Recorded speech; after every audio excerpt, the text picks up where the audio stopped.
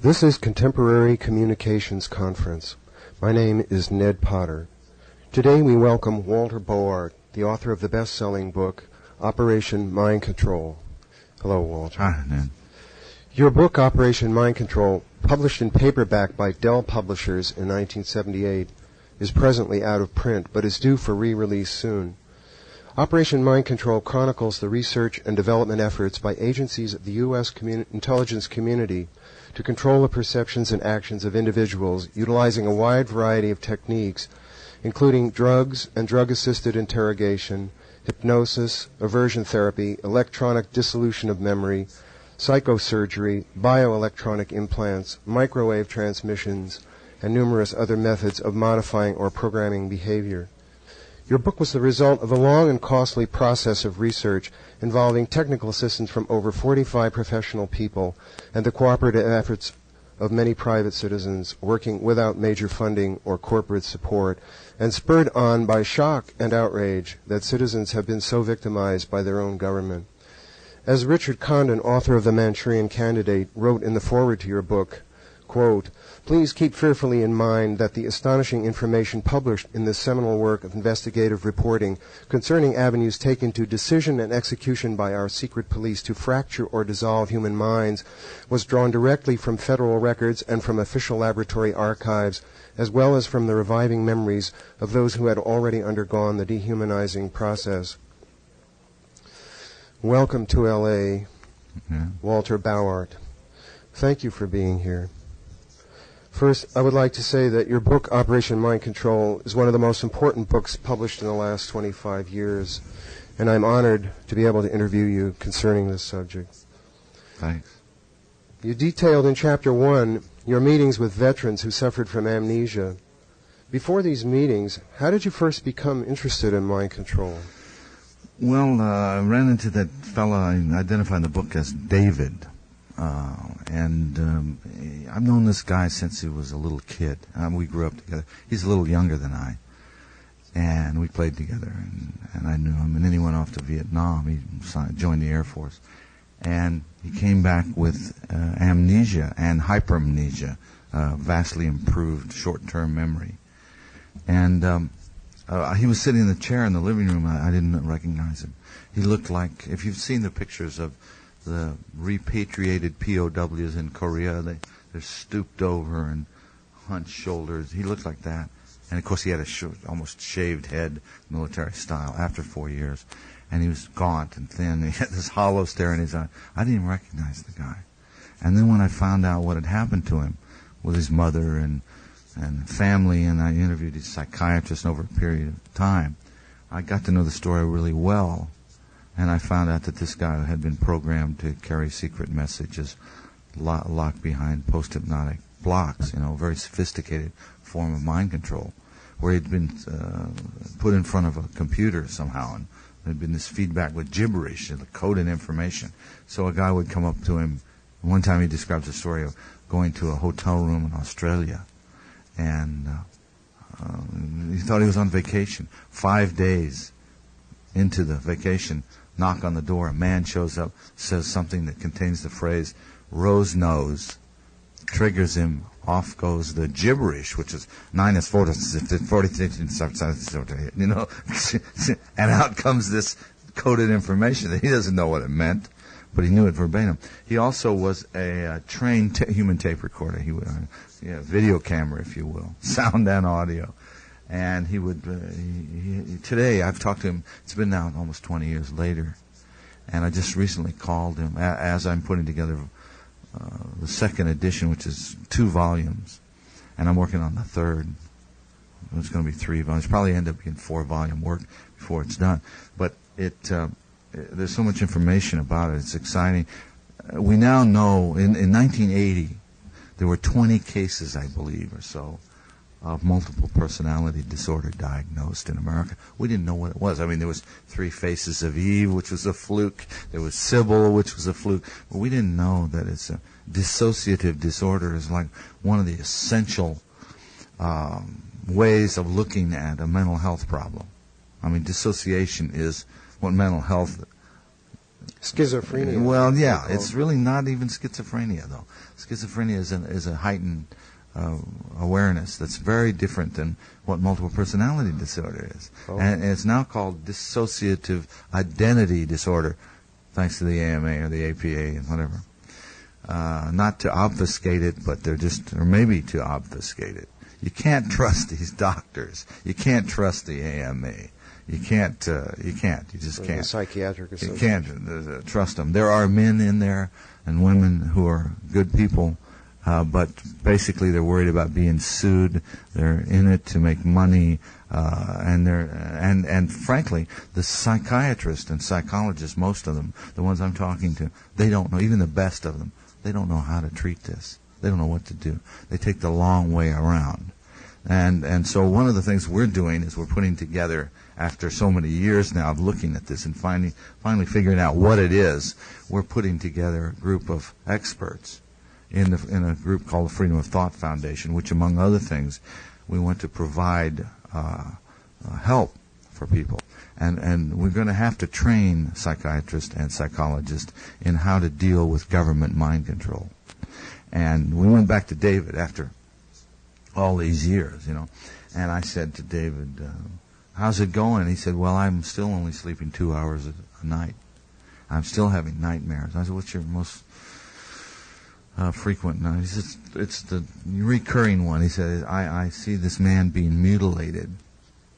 His fingers are cut off piece by piece in front of his family, and they're trying to get one of his family members to talk.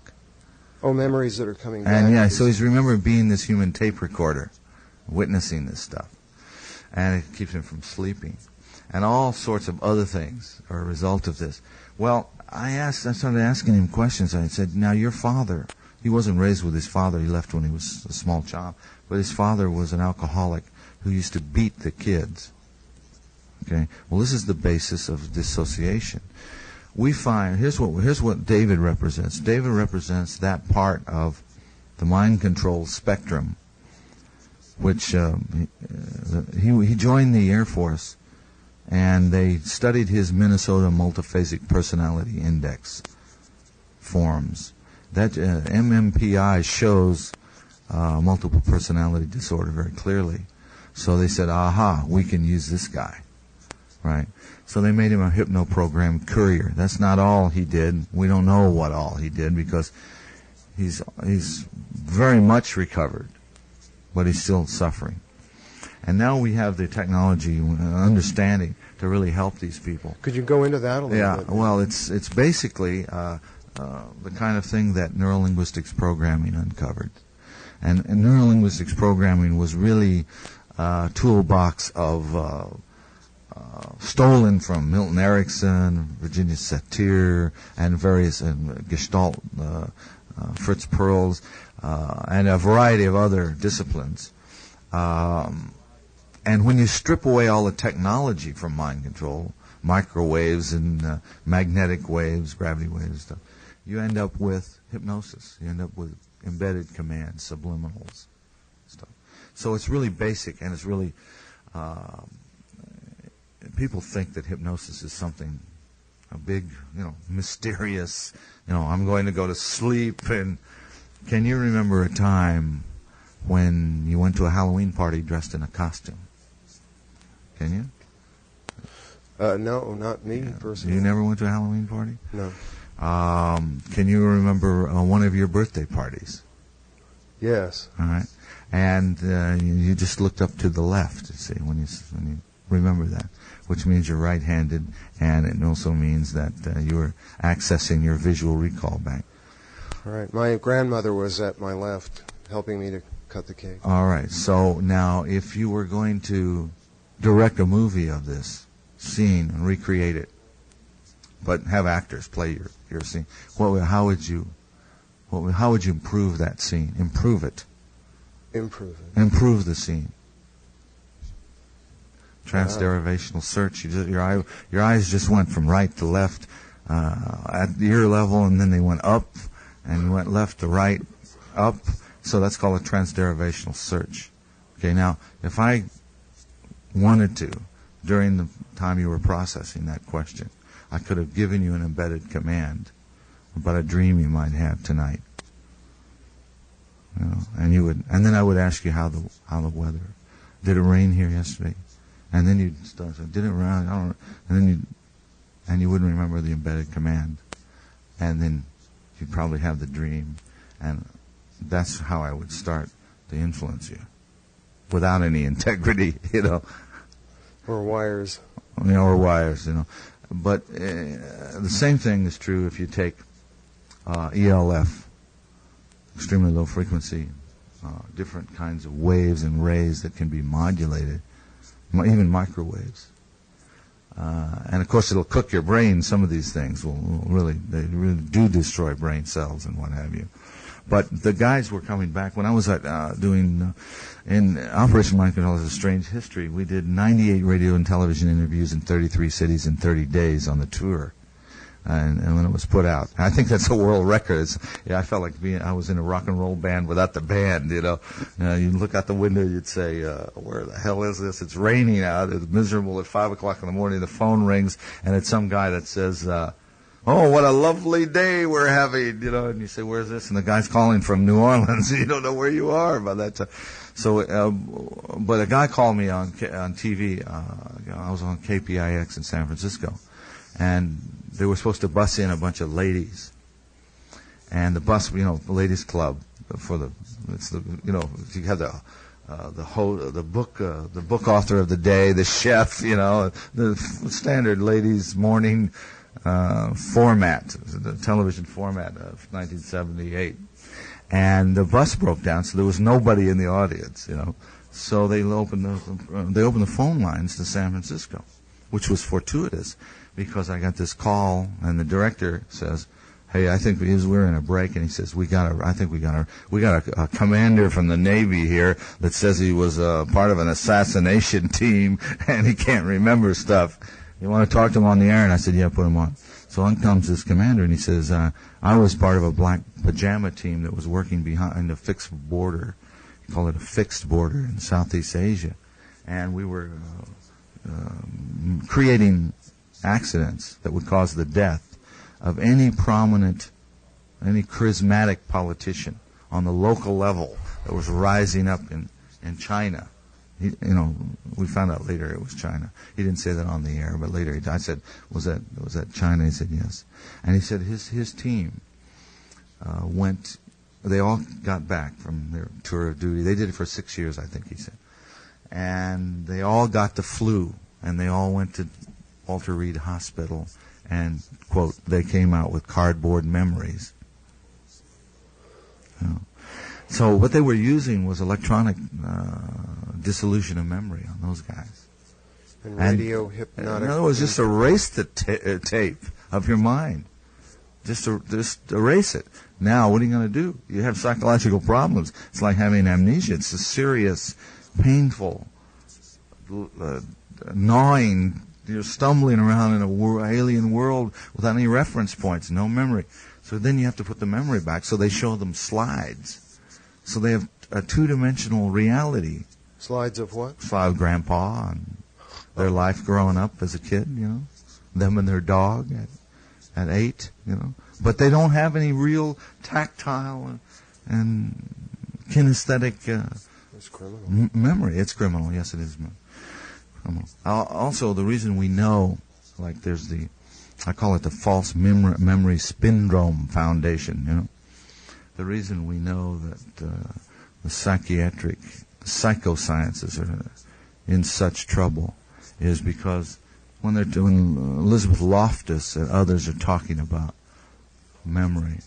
They're talking about who can remember what, and then how abuse victims, you can't rely on their memories, and they don't know the first thing about how memory works. This guy on television that sells for $39.95 a series of tapes by which you can improve your memory knows more about memory than Elizabeth Loftus and some of these other people, you know, because they don't know the fundamentals of the second signal system and how it works. At least if they know it, they're not talking about it, and they're not approaching.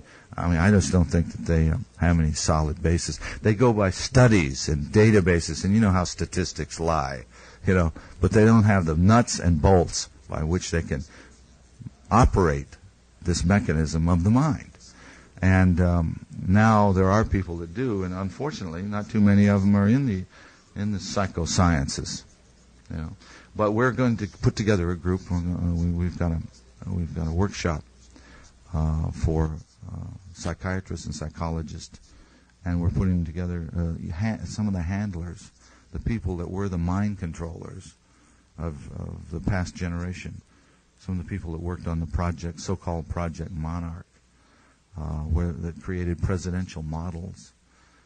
People that worked in Project 100,000, that hypno-programmed 100,000 people. The handlers, we're putting the handlers together with the psychiatrists and the doctors to teach them the codes, cues, and triggers for the different kinds of mind control.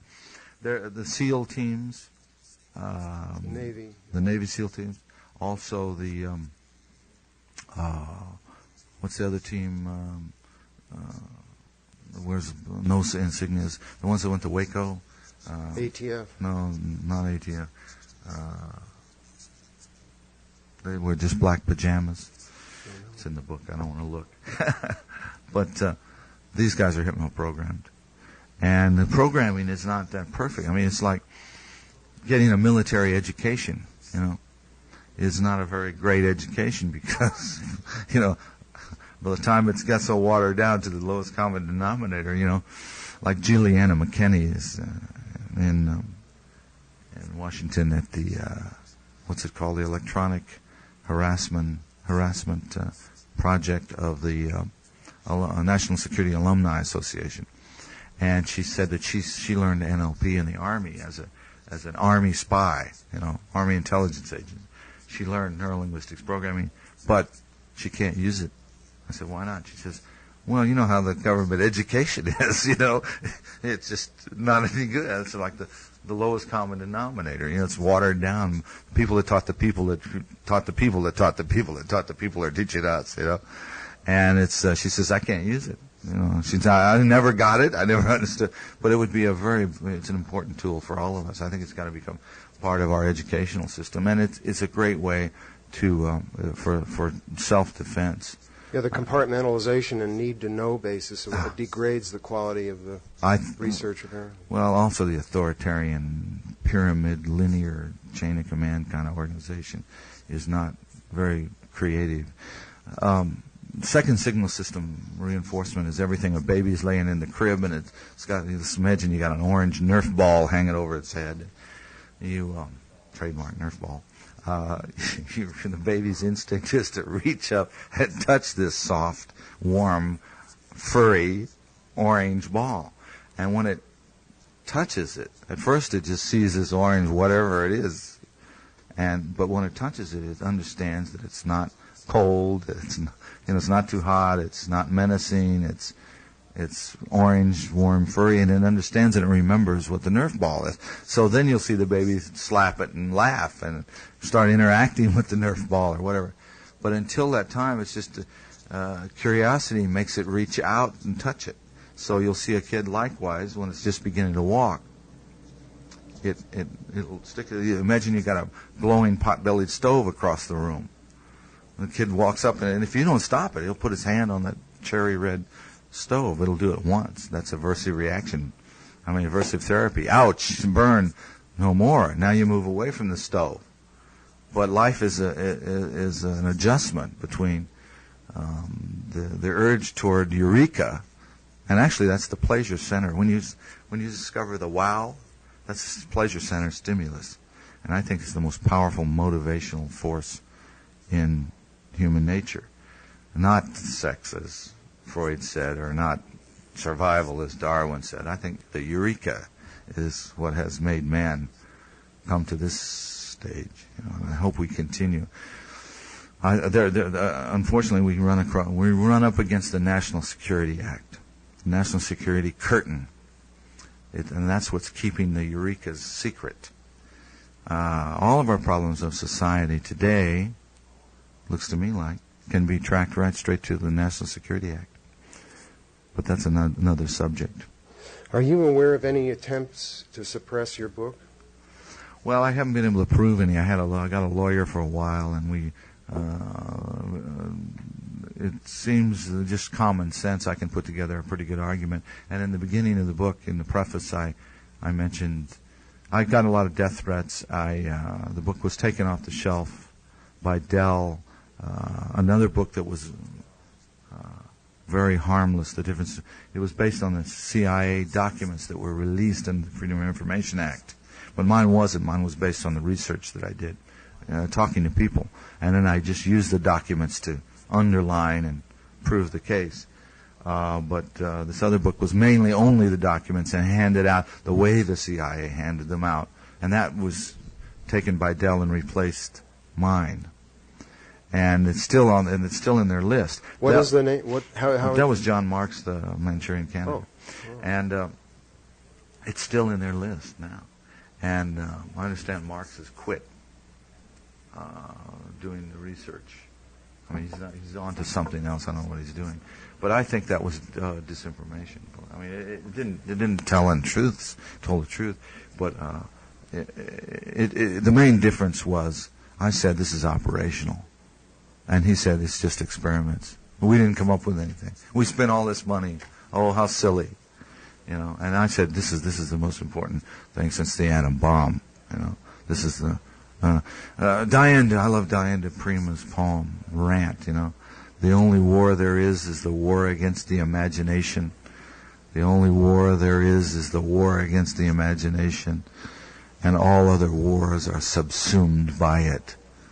And what is the brain bomb that I've heard or read about? A brain bomb, yes. Well, it's probably something like the neutron bomb, except it doesn't kill the people. It just erases the tape, Just it leaves you stumbling around. And how about that? Can you imagine? I can see a science fiction like film. Ed now. Muskie, remember the Ed Muskie? Yeah, sure. Yeah, there's a number of things that can do that. Number of different things. Ed Muskie, they were. Remember, George Romney said, "I was brainwashed." Jack Ruby said, "I was brainwashed." Just listen to what people say. Yesterday at this Brain Mind Symposium here in, what's the name of this hotel? The Continental Hotel near LAX. There were 100 people there, and I asked them, how many of you have been brainwashed? And every one of them raised their hand. I said, how many of you have been mind controlled? About 10% raised their hand. I said, how many of you absolutely cannot, how many of you believe that you cannot be made to change your mind, change your belief against your knowledge and without your consent? Only one person raised their hand. So it gives you an idea of what people are experiencing.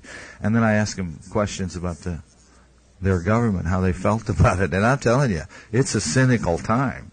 Now, this might not be these are people that got up out of bed and came down here to hear me talk, So it's a different. And thank you, guys, for mentioning it on the radio. Several of them came up to me and said, "I heard about you on the radio, and I came down." So appreciate it. But it was an interesting audience. It's people that are concerned now, and I think there's a groundswell rising. And one part of this is the thing I talked about mostly was the abolition of the National Security Act. We've got to, God bless Hazel Larry, Department of Energy. It used to be called the Atomic Energy Commission, Now it's the Department of Energy. She releases 33 million documents, right? And, God bless her. But there's still, that's 3 miles high, pile of documents. Was that mostly what came out recently on the radiation on unsuspected? Well, yeah, but they're still doing it. I mean, it's 3 miles high pile of papers. And they haven't got to since it's been, a month or so now? They're not finished Xeroxing yet, the first set, But there's 33 million documents left that they haven't released, and I don't consider the Department of Energy part of the cryptocracy, really. I mean, it's sort of, and she says, I have looked into the faces and eyes of people doing battle with their government. And she's going to have to look in a lot more faces and eyes, and we're going to have to look into not only the Secretary of the Department of Energy, but the Secretary of the Health, Education, and Welfare, the Veterans Administration, and on and on and on, as well as the entire national security establishment, CIA, DIA, NSA, on and on and on. All we don't the need universities. that. We don't need that. I approached Tom Bearden yesterday, and I said, we're going to abolish the National Security Act. And he sort of lurched backward, and I said, he said, well, we need some, there's some secrets we got to keep. And I said, you mean military secrets? He says, yes. I said, well, the military can do that. You don't need this National Security Act. He says, well, you're right. And I said, then you're going to join us? He says, oh, yes, I'll join you. We'll abolish the National Security Act. And Fletcher Prouty has joined us on the Freedom of Thought Foundation. He said, Harry S. Truman said that the worst thing he ever did was to sign the National Security Act. And he said it created the CIA and the NSA. He said the CIA is nothing but a war-making body. You know, it's manipulating our government. It's manipulating our society. I saw a bunch of journalists talking. What's wrong with journalism? The American people want us to do something about democracy. We can't save democracy. We can barely save journalism, they say. They said the American public doesn't believe in us as journalists anymore. They don't believe in we're slimy as lawyers, in effect. And the reason is because they're not talking about anything relevant. All the secrets are behind the national security curtain. Let's talk about fusion. Let's talk about solving the energy problem. The technology already exists and has for years. We don't need a fossil fuel economy. It's over. The cat's out of the bag.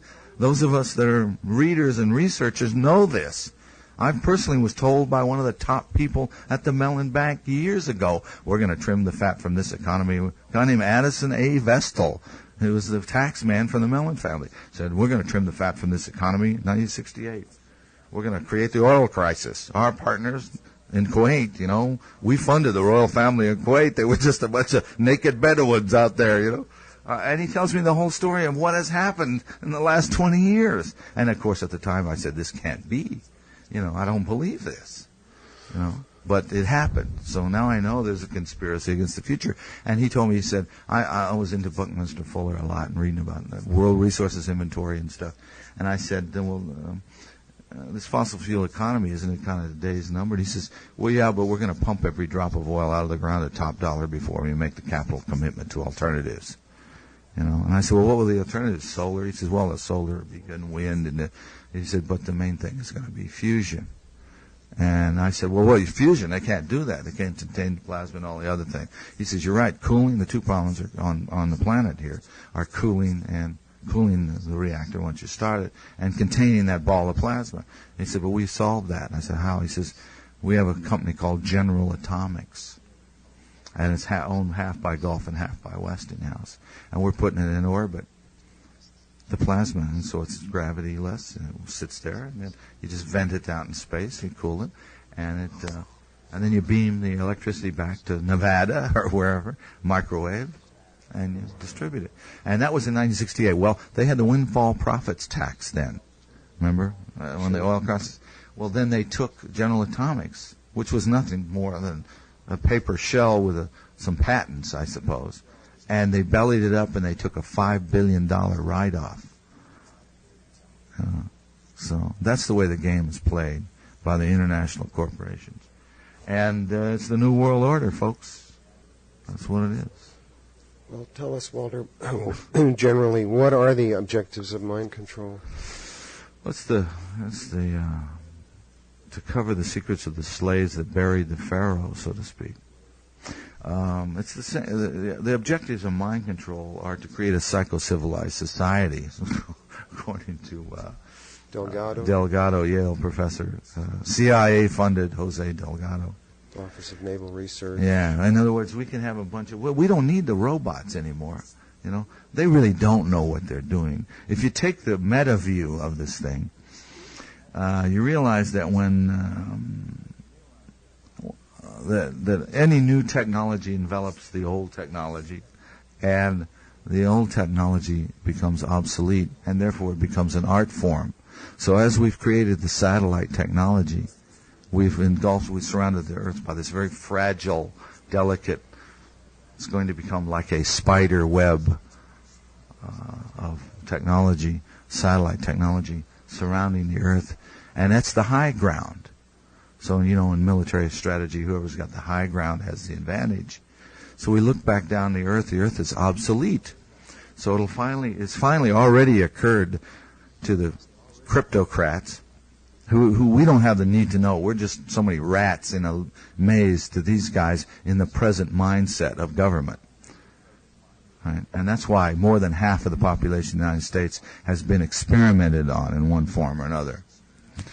So what they're going to do, and this is the problem we've got to face, and this is the purpose of the mind control, this is where mind control fits in, is they're going to engineer the planet Earth. They're going to terraform, planetary engineering.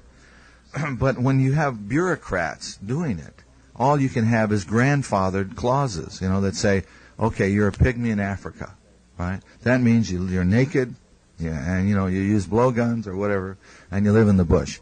Now, if Jerry decides to sell TV sets to the pygmies, right, out of the sky a laser beam will shoot and zap Jerry's cerebellum or something, and so or else he goes to jail for selling satellite dish to the pygmies, because they cannot be allowed to exit their time space. They're in quarantine. They're in a time quarantine, right? So L.A. maybe will be the only creative space on Earth, where anything goes, and it'll have a blackout over it, and anything goes, and you can think anything and do anything in L.A. Of course, it'll be total chaos, as it is already, But this is creativity. Creativity is chaos, and it's this wonderful interplay of chaos, not order. But otherwise, we're going to order the entire thing, and when freedom, unfortunately for these guys and their way of thinking, our founding fathers granted us the inalienable right of freedom of speech. So they can't stop you from speaking. But if they can stop you from thinking or direct your thoughts, they can control what you say. And that's what it's all about.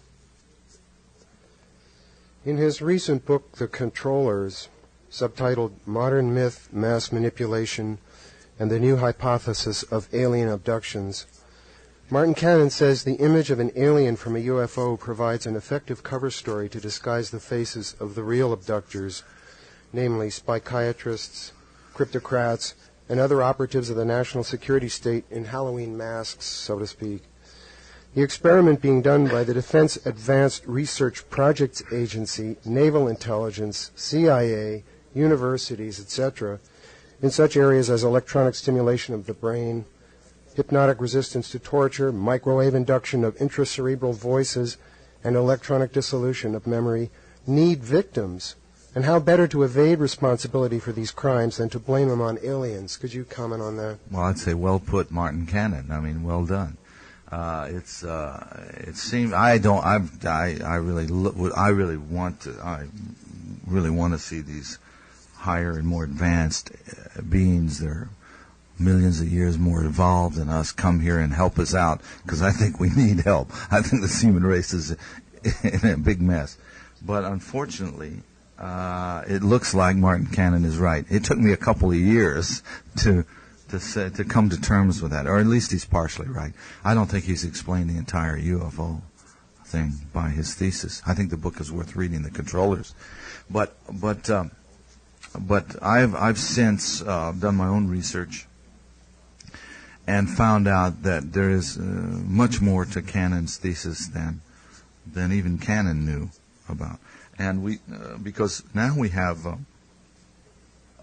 number of the monarch victims and other survivors of mind control, the government mind control, who are telling us that as children 15 or 20 years ago, they were inside of a gray costume, so to speak, an articulated costume, very advanced for its day.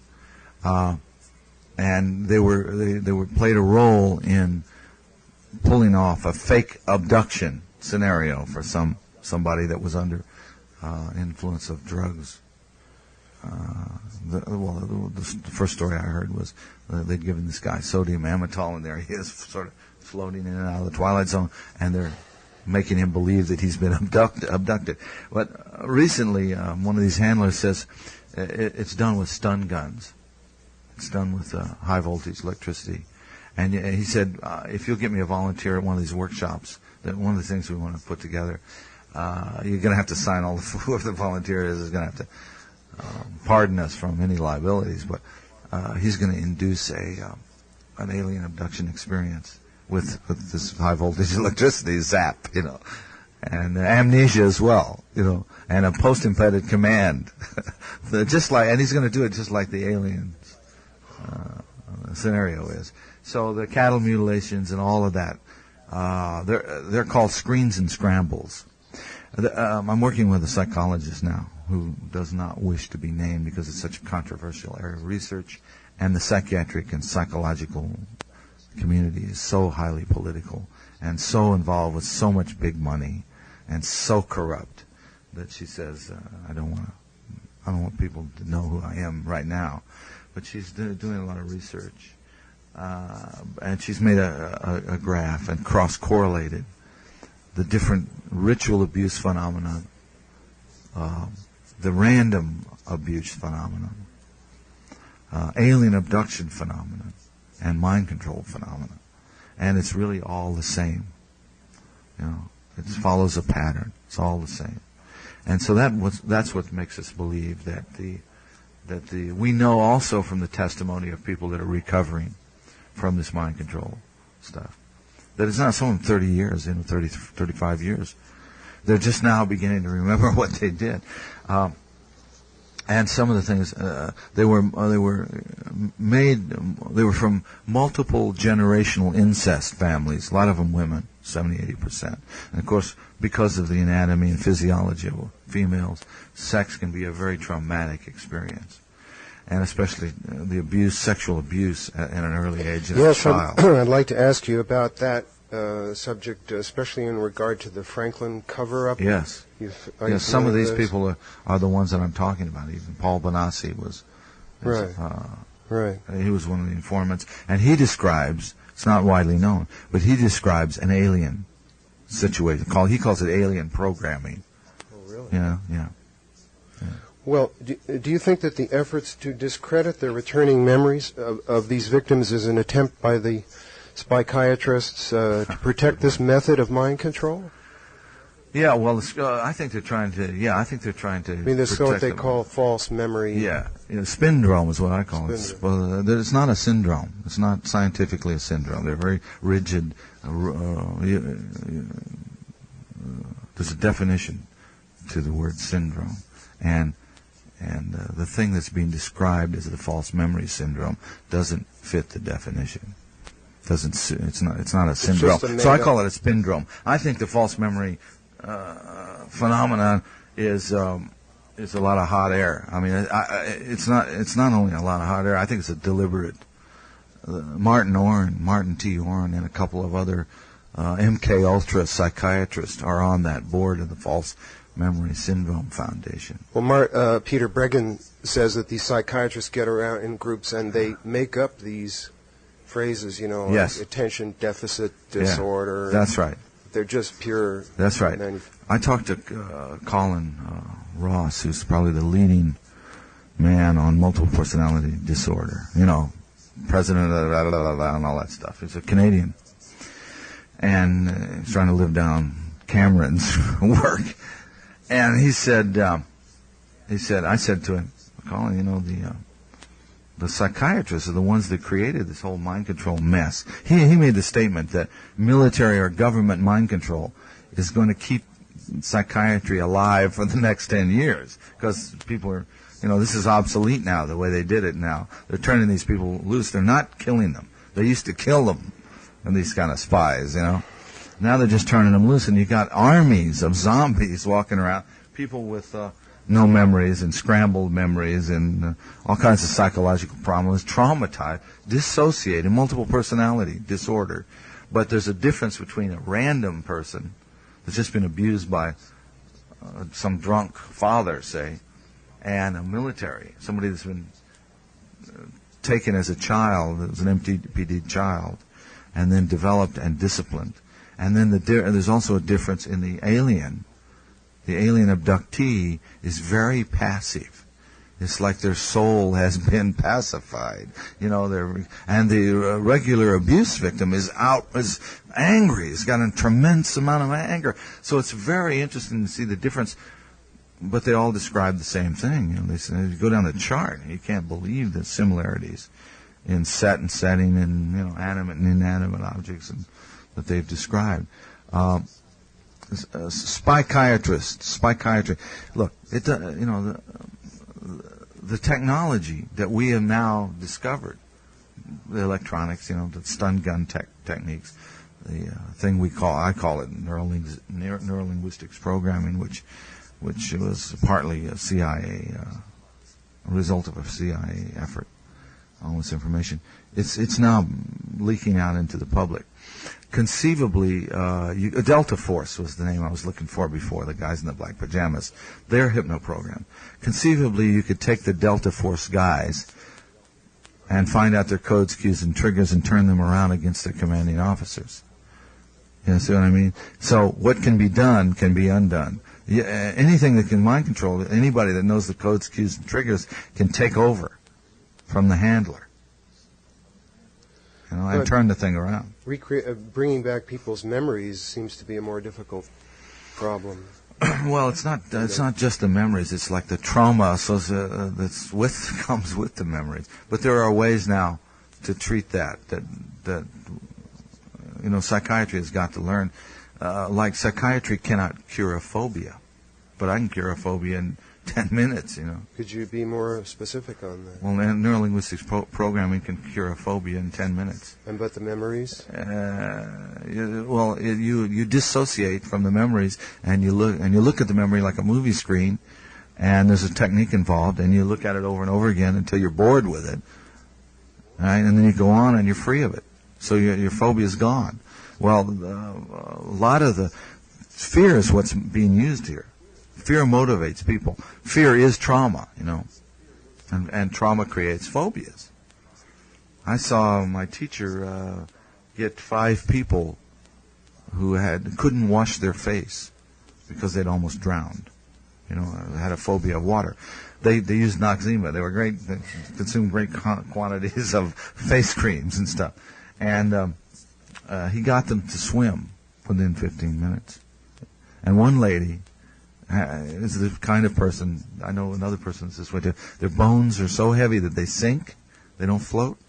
She dove in and sank to the bottom of the pool and was swimming, doing the frog kicks, and swung up to the shallow end and stood up and said, "Wow, I can swim," And she was cured forever, of her phobia. Now she can wash her face and take a shower and what have you. But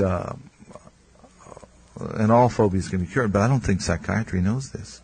I mean, the general run-of-the-mill psychiatrist doesn't know how to do this. Well, they're and it's very simple. Pharmaceuticals. And they're into suppressing, giving drugs and suppressing the symptoms.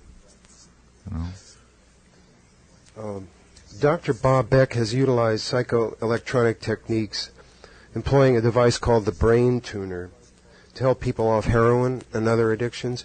What can you tell us about some of the positive uses of these techniques? Well, all of it. Every one of these mind control techniques have been used to enslave people. Some of the electronic realm of it is new, but all of it is as old as mankind.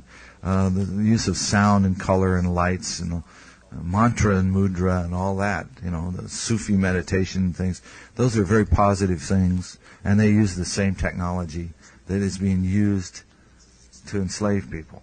So, any of this can be turned around, and Bob is doing some great work.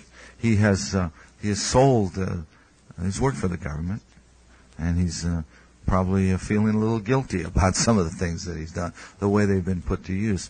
I would think that the psychiatric community, Colin Ross said to me, I said virtually every doctor in the psychiatric community of a certain generation worked for Operation Project Mind Control. He says, you're absolutely right. And I said, then that means you guys got a lot of work to do clean it up. You made the mess. Now you got to clean it up. And he said, "You're absolutely right."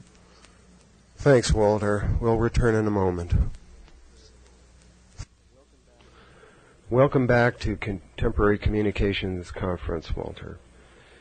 The two-time Nobel Prize nominee, Dr. Robert Becker, writes in his 1990 book, Cross Currents, that since the mid-1970s, Dr. Jose Delgado, Spanish neurophysiologist, shifted his interest from direct electrical stimulation of the brain to the use of electromagnetic fields to produce fear, anxiety, and rage in humans by exciting specific areas of the brain. This work was not published in any scientific journals, but it was covered in Omni Magazine's February '85 issue. In the Congressional Record, number 26, volume 118 of February 24th, 1974, Delgado states, and I quote, "We need a program of psychosurgery for political control of our society. The purpose is physical control of the mind," which was the title of his book, incidentally. "Everyone who deviates from the given norm can be surgically mutilated. Man does not have the right to develop his own mind. Someday armies and generals will be controlled by electronic stimulation of the brain," unquote. Since you covered Delgado in your book, have you updated your research on him? Well, Delgado retired, as you know. He did that, and that's what he did, and he retired. Others took over from where he left off. And I think some of the work, side tributaries of his work are very, very interesting. Delgado, I think of him as the epitome of the mad scientist, you know. Yeah. And anybody that could buy that has got to be nuts. I mean, they're not an American. This guy's not an American. He's back in Spain, you know. And I think he functions very well under a monarchy, you know, because he thinks like a dictator. Anybody that suggests a psycho-civilized society is... we have the technology today with mind control, the beneficial use, the humane results, the application, the influencing with integrity is what it's all about. It's got to be. We have the ability to rehabilitate prisoners, criminals of all kinds, and turn them into productive people. We're into punishment instead. We have a political problem in this country. This society is sick from the top down, and this is what's coming out in the testimony of these victims, survivors of mind control. Some of the asides of Delgado are the Russians picked up. You know, where we messed around with monkeys, you know, and sticking needles in the monkeys' brains. The Soviets stuck the needles in the humans' brains, and they were trying to cure this woman of Parkinson's disease, and they found her orgasm center.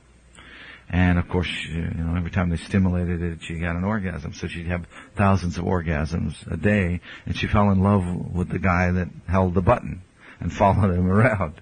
Then they stuck another needle in another part of the brain, and they hit her pleasure center.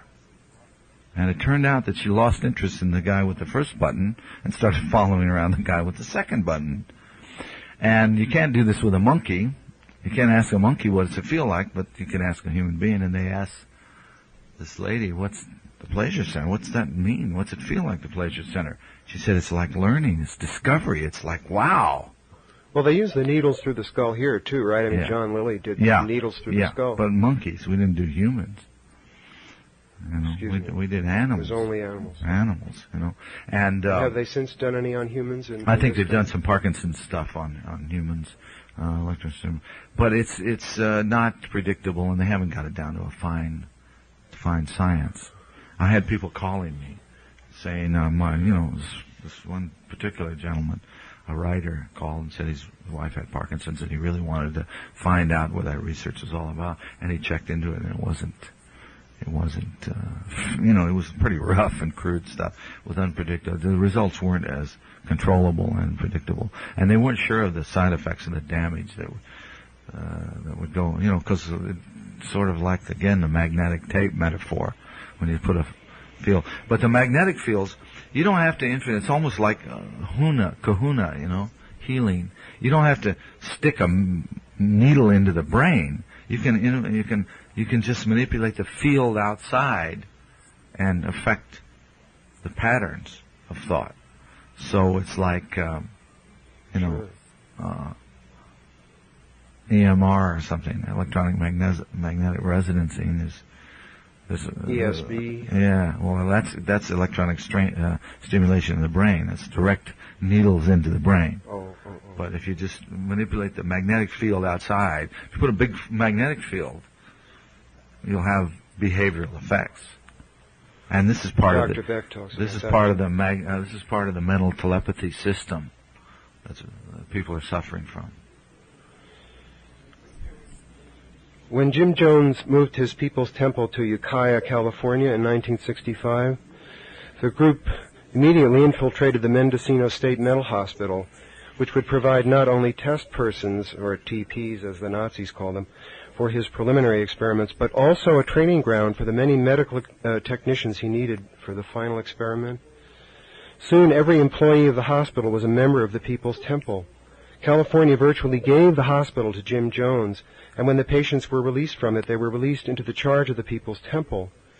Since the publication of the book Was Jonestown a CIA Medical Experiment by Michael Myers in 1988, has any new information come to your attention that would enlighten us as to the real purposes of the Jonestown operation? Well, I haven't read Myers' book, as I told you. I look forward to doing that. I think it's a good premise. There's enough, but what I have read about Jonestown, and some of the people that I've read have referred to Myers' book, there's indication that it was a CIA experiment. And for what purpose? It's a multi-purpose.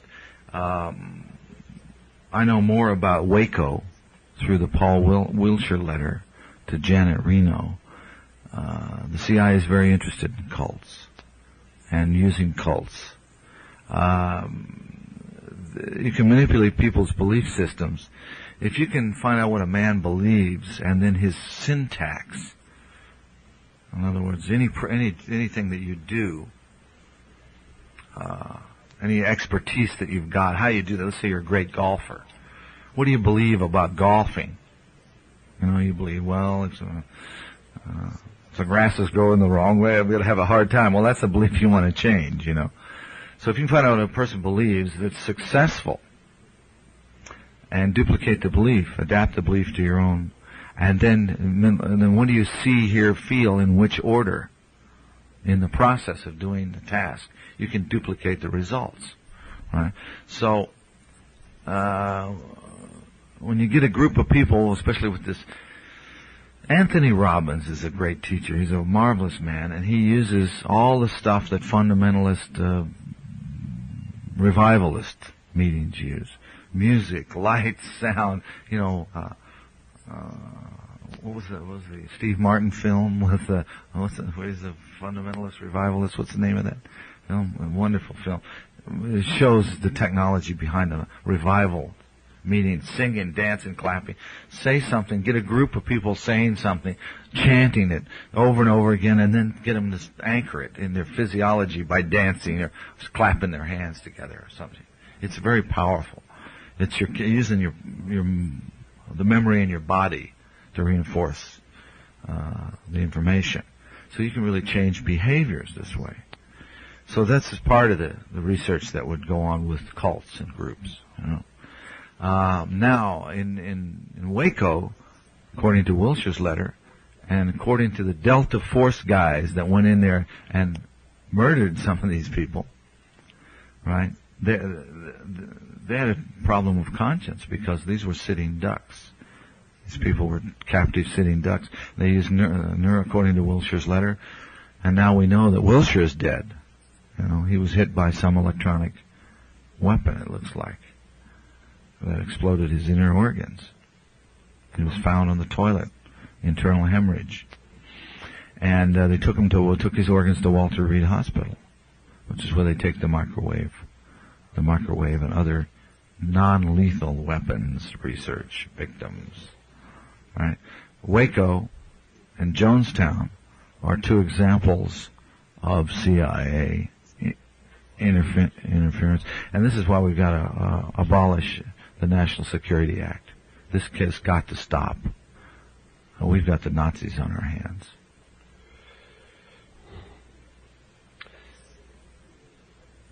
Are the mass shootings at McDonald's in San Diego, the Stockton, California schoolyard, San Francisco Business Tower, and Long Island Railroad, just to mention a few, the work of mind-control terrorists? Yeah, you got to talk to a guy named Mike Knight he's up in Sacramento, I believe. He's a cop, former cop, and he's been investigating for a number of years this very question. And he has a lot of information that suggests that the tower sniper, remember what was the name of the tower guy? Ferry. Yeah, that he was, there's a lot of military intelligence and a cryptocracy connection, mind control connection to a lot of these things. He got into the Son of Sam and the Zodiac murders too. And he says the pattern is unbelievable. He's worth an interview for you sometime. Would you relate this to gun control in some way? Yeah. Well, this is how it's being used. You know, I mean, you have enough nuts. The whole society is being engineered this way. I mean, programming. The word programming on television, it means programming. And the violence in England, you don't have violence on television. They don't show it. And of course, they don't allow guns there either.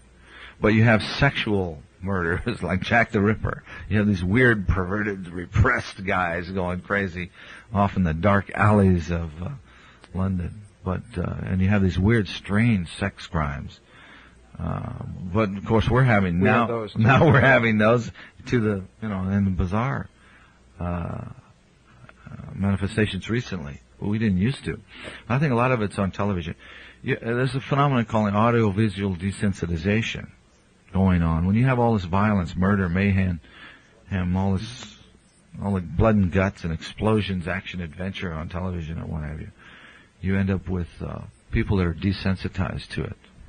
And little kids are taking a gun and saying, "Oh, let me shoot him like on TV," and blowing people away.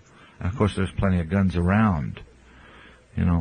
Well, that's a question I have about the Ludovico treatment, in The Clockwork Orange. Yes. If they were desensitized, I mean, they were showing him films of violence, yes, but they weren't. Were they desensitizing him? Yes. In other words, to stop him from. Well, they were. It was like the same thing. A phobia cure would be without propping your eyes open and forcing you to watch the film. This was. It wasn't quite right what they showed, but they showed it. They gave the general impression. Okay, but it wasn't quite right. It was, but they were trying to desensitize him too.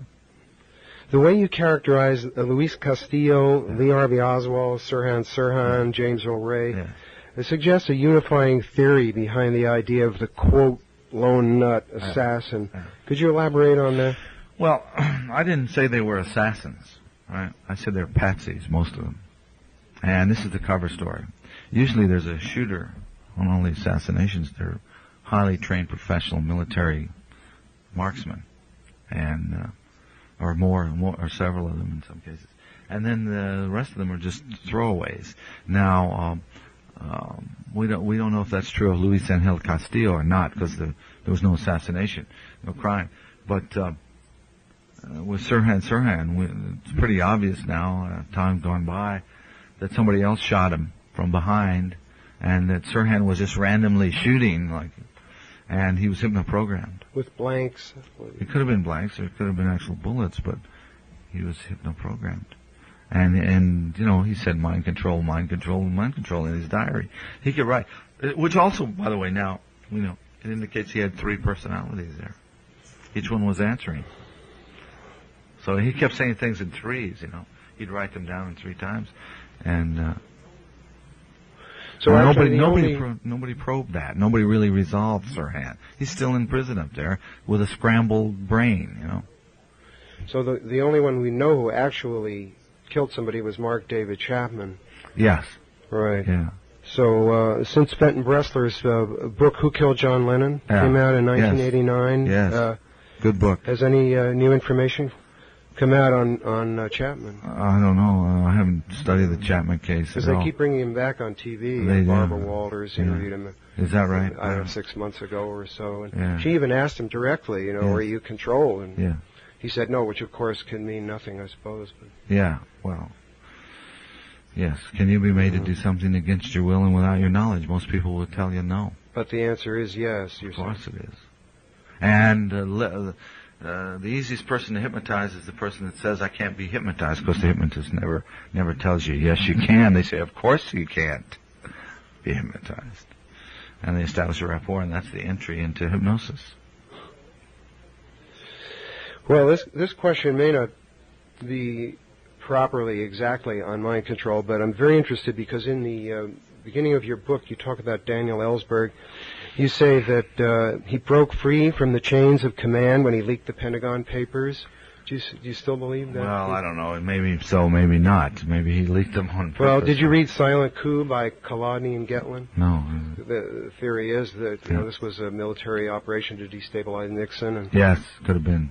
I think could have been now. Possible. Sure, it's possible. You bet. Okay. Yeah. But Ellsberg was a good example. I was trying to encourage whistleblowers.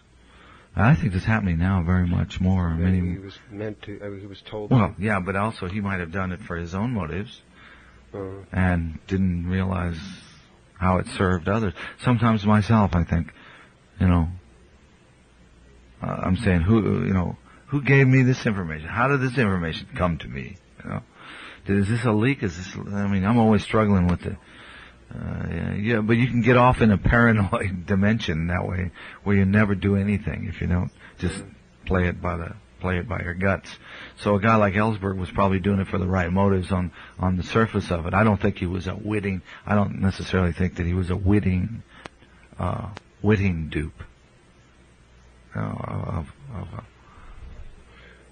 Well, it's like Timothy Leary was a witting accomplice with cryptocracy and his.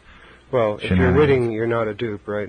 Yeah, if you're witting, yeah. So if you're unwitting, you have a motive to do the right thing, but you're being used by the other guys that are feeding you. That's another question. I don't know the answer to that one about Ellsberg, and I haven't read the book, so maybe you'll send it to me. Sure, because I'd like to see it. In June 1980 issue of Covert Action Information Bulletin. Yeah. There's an article entitled Mind Control, the Story of Mankind Research. Yes. You know this? Yes. In which Weberman states that Christopher Bird worked for the CIA and specialized in psychological warfare. Uh-huh. And Peter Tompkins is an ex-OSS agent. Uh-huh. Are the books authored by Bird and Tompkins' psychic discoveries behind the Iron Curtain and the secret life with plants some kind of a CIA disinformation? Well, that's an interesting question, because it's almost like when you look at again the meta view of this kind of thing, including the alien phenomena, alien abduction phenomena, you find out that for every yes, there's a no. For every guy that says I have the J.B. Rhine's research in Duke University in the 50s was CIA funded, and it got positive results. I would bet it's 65% positive telepathic results. The average man, 65% of the time. Reliable telepathic results can be induced in an average man 65% of the time. Well, do you know that information? Have you seen that information? It's covered up. They debunked, they said, we wasted all this money on Duke University. CIA funded the research, right? And there are a whole lot of people that are victims of mind control that were hypno-program presidential models that were recruited from the Duke University parapsychology experiments. They were volunteers for parapsychology, and then they ended up being sex slaves and couriers and drug mules, working under, with these. Now, 30 years later, they're remembering. So for every yes, there's a no. I was taken by a man in England named David Bearglass. I was on the BBC. And he says, gosh, Dr. Sargent is talking. You've got to come to the Royal Academy with us to hear this. And I thought it was William Sargent, the guy that wrote The Battle for Men's Minds. But it was another guy, a younger guy at Cambridge, who was doing a telepathy experiment in which white sound was put into the ears of the receiver, and ping pong balls that would stimulate like you see like a blind person, just white light. And it's the same thing as a peyote ceremony. The drum and the fire keeps your senses occupied. And in the other room, in the other building, are random 50 envelopes with torn out photos from Life magazine or something. And you open one of them, you're the sender. And you've all been tested. You're with the cards. You show no measurable ability at ESP, neither the sender nor the receiver. And you go into this room, and you're the sender, and you open the thing, and you get a picture of a ship or something. All right, and then you concentrate on the picture of the ship.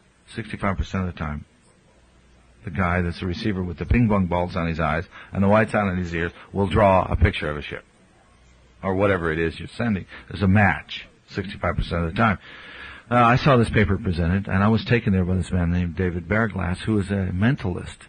He's an expert in micro-muscle movement reading, and it's an uncanny ability that I guess we all can learn. It's like heightened sensory acuity. You know, and NLP teaches you some, neurolinguistics programming teaches you some of these things. But this guy had it developed to an nth degree. He was like the amazing Randy, you know, who's the CIA version of David Bearglass. So Bearglass kept us out till 4 in the morning, and we had a great time having dinner. And Omni Magazine was the host of this affair, and I got to talk a lot with Sargent, and I was really impressed with what he was doing. And on the way home, this guy, Bearglass guy, kept getting up to make a phone call. And I said, "Where are you going, Dave?" He says, "My 40th wedding anniversary. I have to call my wife." And finally we go home, and he's taking me back to the hotel in his big Pontiac, American car, in these narrow British streets. And it suddenly registers, this is something weird. So we got to the hotel, and I said, "David, how long have you been working for MI6? He said, "Oh, about 20 years, you know." So, and he was the debunker of Sargent. And I went with this guy and heard this great presentation about telepathy. Then this Bearglass guy and 2 other guys get up, and they just raked this guy over the coal. They were nasty and venomous and called him a fraud, this doctor. And then everybody's polite afterwards, and it's very strange. So for every yes, there's a no. And it's almost like with the UFO phenomenon. Can you handle it? What if we are in contact with an alien culture? All right, that's millions of years more advanced. Goodbye, religion. We're not going to believe in science anymore, not the science we've got. We're not going to believe in our government anymore, because they don't know anything. All right? There goes civilization. We're going to all end up like a bunch of aborigines, or a bunch of, the same phenomena that happened to any other culture that encounters an advanced civilization. We're going to lose all. Would they be that advanced and still have malevolent purposes? Well, I don't know the answer to that. What do you think? I think it's a 50-50 chance. Under any circumstance. Yes. Why couldn't they be? I mean, what's malevolent? The extinction, the annihilation of the genetic mutation, the forced intervention in genetic manipulation in the human race, and the extinction of the human race as we know it, could be a very beneficent for the universe thing. Depends on your point of view. Do you want to be the one? No, but are you going to give your genes for your country or what? For your planet, for your race, for your species? It would help, maybe. Yeah, maybe, but it's hard to think of in terms of, you got a wife and kids and loved ones, and you're going to let them go to the gas chambers to save Germany or whatever, I mean, of course not. The ends don't justify the means. Oh, thank you. It's got to be that way. I mean, I kind of believe in something inside me says that the human spirit is good, and that we are, the stuff of the universe. We are the atoms created by whatever, God or otherwise, or the nameless, whatever. Okay. Can you now reveal any of the names of the anonymous intelligence and military sources mentioned in your author's note and in Chapter 17 of Operation Mind Control? I don't remember. What was in Chapter 17? I don't remember exactly. Was that the guy? Was that the assassin? The assassin is dead. I could reveal his name. I'd have to go back and look it up. He died of cancer. And I'll tell you, some of the people I interviewed that didn't want to be identified that were living at the time was David Bruce and Abel Harriman. So, but there were a lot of others. One guy's probably still alive. He was a high government military man, and he was still he was about to retire, and he was in intelligence, and he helped me a lot. Is one of them John Grace, the man probably known as Valdemar Valerian? No. I never talked to him.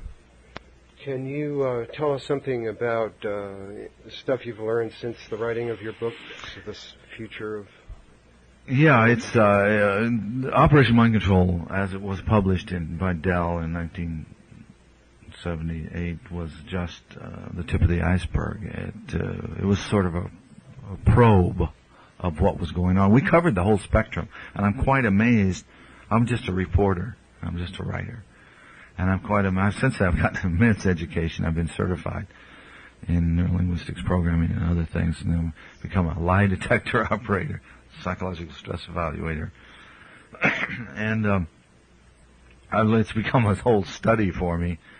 But I'm just especially then I was just reporting what I heard.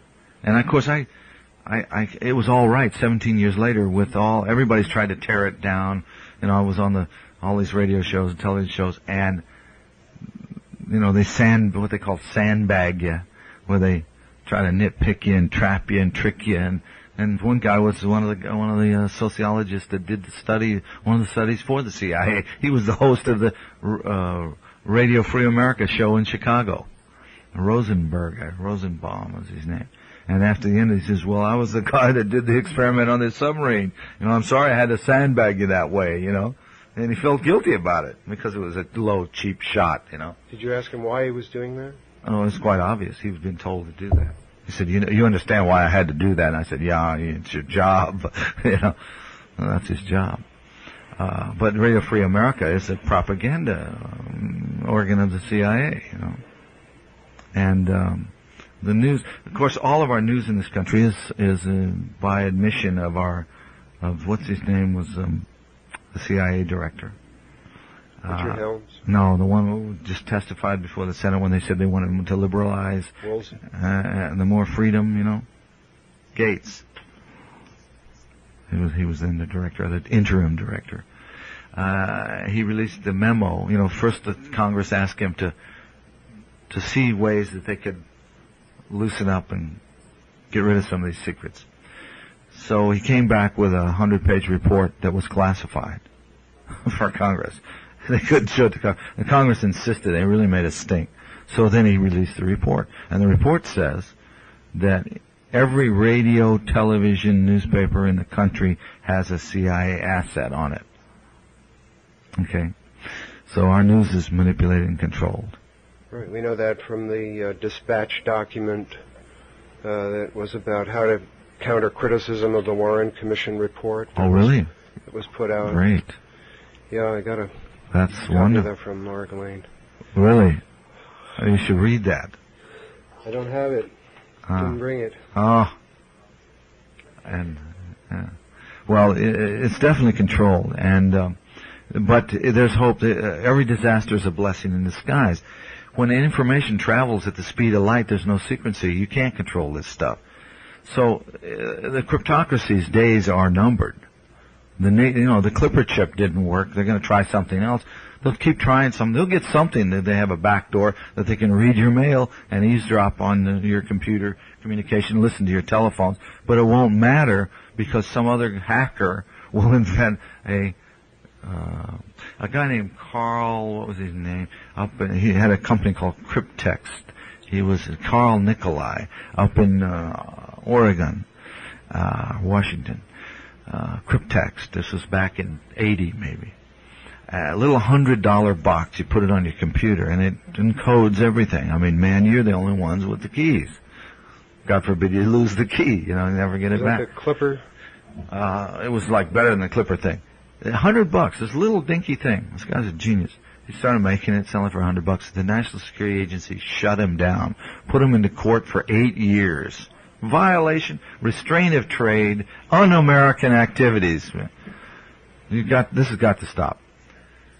And then they figured out, well, they were afraid this guy would sell it to the Arab countries or some African nation or whatever. Which they did themselves with the Inslaw programming anyway. Yeah, but here for billions of dollars, they have these big systems, and some guy like Nikolai invents this little $100 thing that totally upsets our apple cart. That is free enterprise. That's the spirit of America. That's what it's all about. That's why this country used to be great, because guys like Nikolai could do that.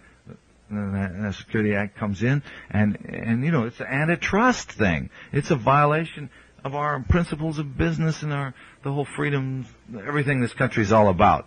To be able to have a cryptocracy, the National Security Act must be repealed. Must be repealed. And these cryptocrats must be sent packing, and the criminals, when you're going to find out the criminal behavior, as soon as you repeal the National Security Act, all the secrets are going to come. Just like what happened in the Soviet Union with its collapse. We found out all the secrets of the KGB. We're going to find out all the secrets of these guys. Of course, there'll be a Richard Helms in there destroying, burning files, and the paper shredders going. And, of course, it's happening right now. Prouty says that there's the lights are burning overtime in Langley. They're Xeroxing planting false files right now, just for Freedom of Information requests. So you can't depend upon the Freedom of Information system, because they plant false information in the files. All right, so you can't believe those documents. The MJ-12 document is a perfect example. Well, the Pentagon Papers is a good example. Was it a false document? I don't know. Trying to convince us that we could win in Vietnam. Oh, yeah. Oh, yes, right. Yeah. Yeah. But see, that's not like a technical manual. It's not a technical manual. Walter, what is the Freedom of Thought Foundation? It's the purpose of it is to abolish the National Security Act, to give, to maybe perhaps explore the possibility, at least with lawyers and interested parties, to bring to the public forum, and discuss the possibility of amending the Constitution so that freedom of thought is an inalienable right. Our founding fathers couldn't conceive of a time when voices could be implanted in your brain, nor could they conceive of subliminal commands in the elevators in department stores. And I think we ought to be free of that stuff. I think we should be free to be free from microwave radiation, electromagnetic frequencies of all kinds that affect human thought processes. And that we should be able to have a system by which we can prosecute perpetrators of mind control, be they public or private. We have the military now recruiting multiple personality disorders from satanic cults, and creating cults and supporting satanic cults to create multiple personality disorder people. So it's a vicious circle.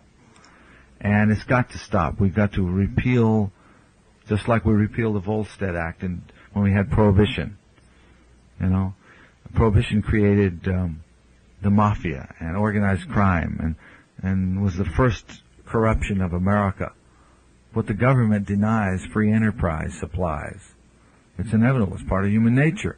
This is a country of mavericks, and it always will be, unless you want to put all of us on the streets as hollow zombies with no souls, And of course, if a handful of some secret elite is going to do that to the population, there's no way that they're going to escape it either.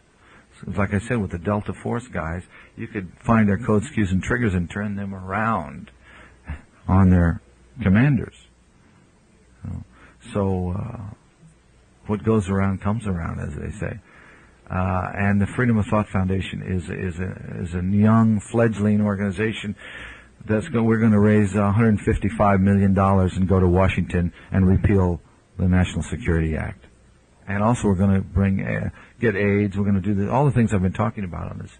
Today we're going to try to educate the psychiatric community about what's wrong and what needs to be done, and give them the real tools to clean up this mess that the psychiatric community, in cahoots with the cryptocracy, created. A psycho-civilized society. When will Operation Mind Control be re-released, and what will the new information be? The first edition of 500 copies only will be released. It's called the Flatland Edition. Will be released August 15th, and it contains a lot of information.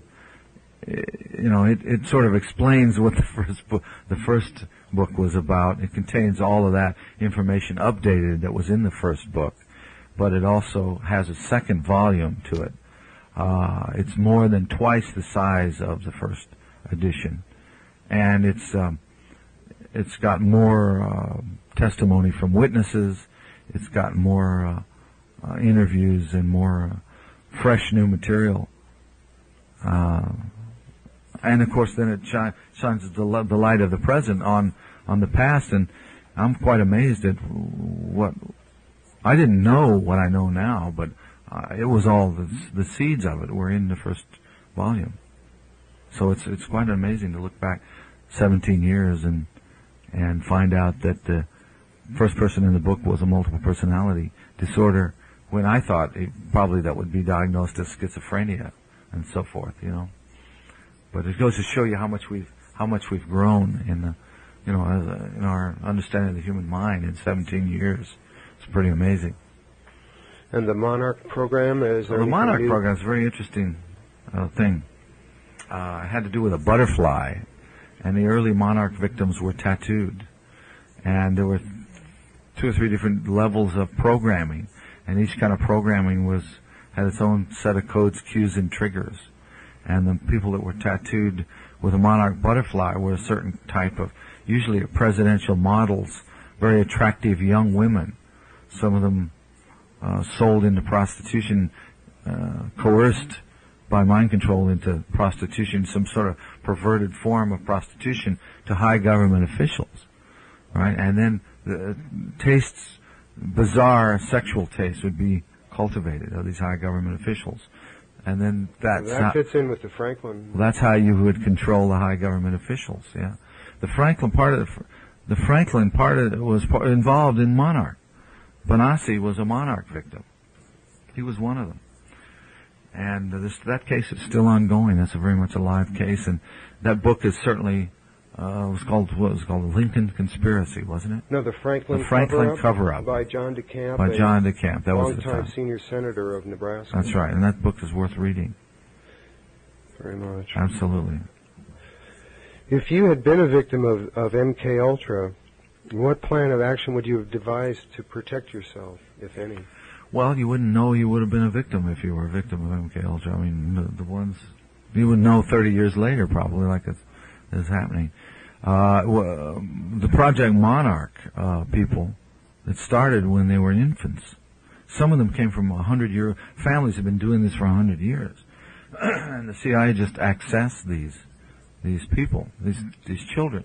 They would take babies, infants, and dip them in cold water, the bottom half of them in cold water, ice water, and then the top half of them in scalding hot water, right? And they would dissociate as infants. And they began to program these children this way and develop these different dissociated personalities that could then be used. And at a certain age, they would then sell them. This is still ongoing in this country. They would then sell them on a white slave market to the cryptocracy, who would use them as couriers to carry messages like behind. Because when you get into an MPD state, weird phenomena happen: improved memory, enhanced memory, hyperamnesia, incredible memory abilities, great gifts come out of people who are tortured.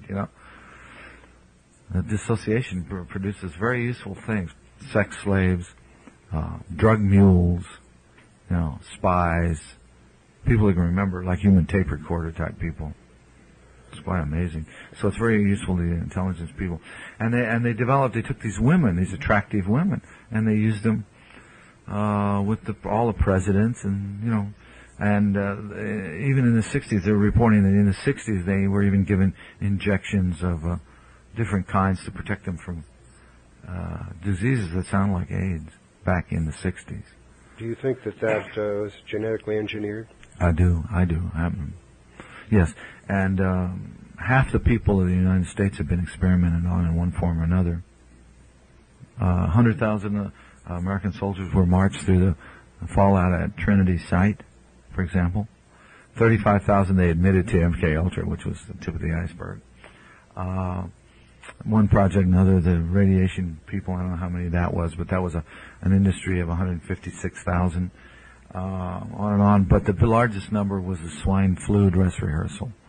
In Cuba? No, here in the United States, we had swine flu. When Ford was president, we had the swine flu inoculation, Well, there was no swine flu coming. The swine flu was an engineered thing.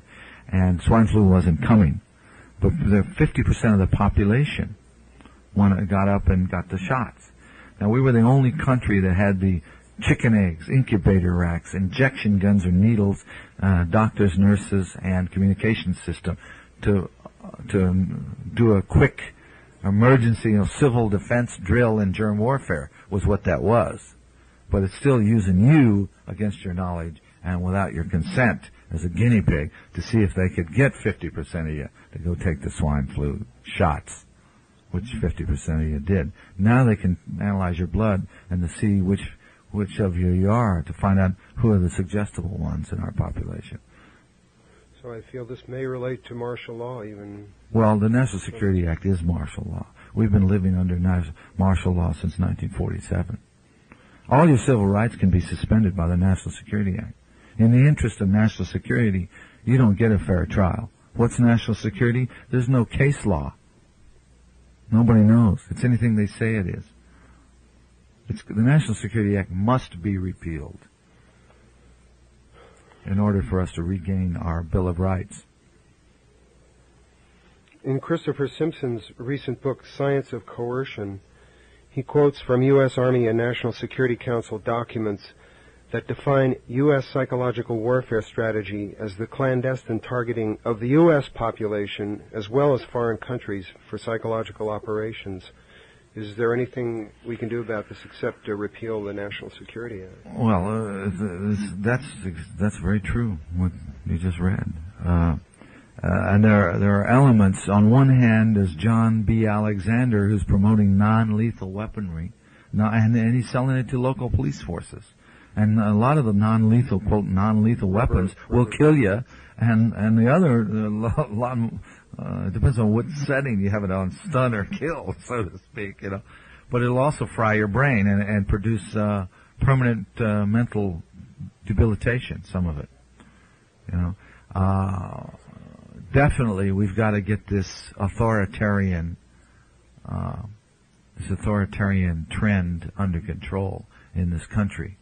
And there's no reason to have a prison industry in this country when you have the technology to rehabilitate criminals. We have social engineers in this country. They're not. They're criminal. These guys are criminals. They're probably Nazis from Germany, probably second generation. Well, we know that the paperclip operation brought over a lot. How many would you suspect are still operating from that? A doctor that works in a hospital, clinical psychologist, said, when we tell the FBI about satanic ritual abuse, they don't pay any attention. But when we say that there are Nazis, that it's the skinhead Nazi doing the ritual abuse, they show up right away. because they know it's the fastest growing thing in America. On behalf of Contemporary Communications Conference, we'd like to thank you, Walter.